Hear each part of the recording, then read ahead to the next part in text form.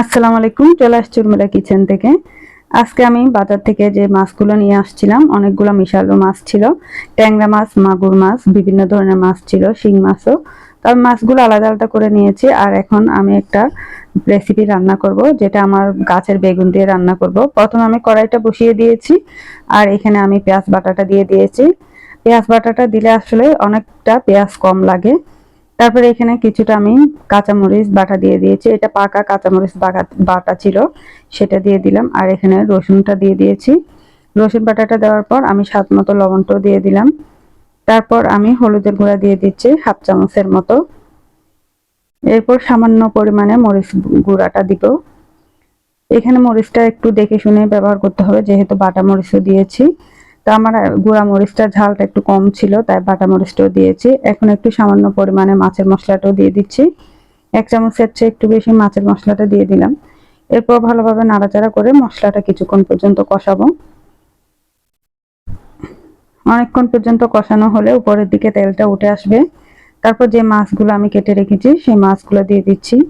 মাছগুলো একদম তাজা মাছ ছিল, নদীর মাছ। অনেক মজা হয় এই মাছ দিয়ে, যে কোনো সবজি রান্না করলে মজা হয়। আর আজকে যেটা রান্না করব সেটা হলো আমার গাছের যে বেগুনগুলো, সেগুলো দিয়ে রান্না করব। এই যে দেখতে পাচ্ছেন আমি মাছগুলো দিয়ে দিয়েছি। মাছগুলো একদম ট্যাংরা মাছগুলো ছিল, আরো কিছু এমনি শিং মাছও ছিল। তো যাই হোক, মাছগুলো নাড়াচাড়া করে সামান্য পরিমাণে একদম চুলার জালটা দিয়ে একটু রান্না করছি। কিছুক্ষণ পর পর নাড়াচাড়া করে দেবো। আমি হালকা পরিমাণ পানিটা দিয়ে দিচ্ছি। এরপর ঢাকনাটা দিয়ে বেশ কিছুক্ষণ রান্না করলাম। এই যে দেখেন তেলটা উপরের দিকে উঠে আসছে। এখন আমি আস্তে আস্তে যে বেগুনটা কেটে রেখেছি সেটাও দিয়ে দিলাম। বেগুনটা দিয়ে নাড়াচাড়া করতে হবে একটু সাবধানে, যেন মাছগুলো ভেঙে না যায়। এরপর আমি ঢাকনাটা দিয়ে আরো কিছুক্ষণ রান্না করে নিব। বেগুনটা একদম গলে না যাওয়া পর্যন্ত আমি এটা রান্না করছি। কিছুক্ষণ পর পর উল্টিয়ে দিলাম। এই যে দেখা যায় খুবই সুন্দর একটা চলে আসছে কালার। এখন আর একটু আমি উলট পালট করে নাড়াচাড়া করে দিয়েছি। নাড়াচাড়া করার সময় একটু সাবধানতা অবলম্বন করতে হবে, যেহেতু মাছগুলো আমি ভাজি করে নেই।